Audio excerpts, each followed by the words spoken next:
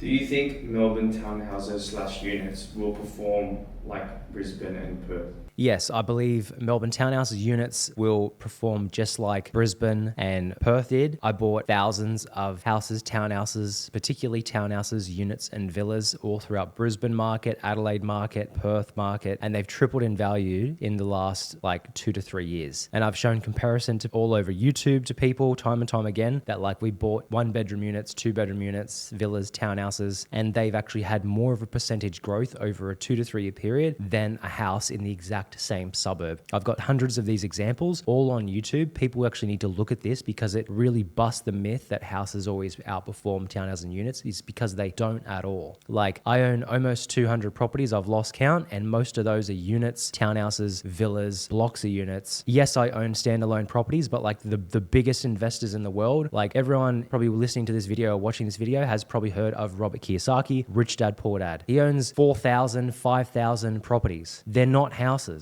They're units. He's not talking about buying standalone houses and, regional areas and all that shit. He's talking about buying blocks of units and at bigger scale. And the reason why 90% of other people, even the buyers agents out there or other investors, only have 5, 10, 6, 7 houses is because they're so stuck on houses and they're not opening their mind to, I can buy a townhouse, I can buy a villa, I can buy a unit. And I think half of that stems from their own, like one, the wrong information because they think houses outperform townhouses and units and they don't. 2, they have an ego about them and they want to basically show their friends and be like, hey, look at this mad house that I just bought. It's got a big backyard. It's 4 bedrooms. It's 2 bathrooms. Like I think a lot of it has to come down to ego. And like when I bought my first investment property, it was a 2-bedroom, ugly unit. I didn't have any money. I grew up broke. I grew up in poverty and that was all I could afford. So I didn't even have the opportunity to have an ego and be like, oh, this isn't good enough for me because I was just grateful to be able to buy anything at all. So I was like, fuck it. I'll buy a 2-bedroom unit. And that outperformed houses in the same street that I was looking at the exact same time when I was going to buy them. So yeah.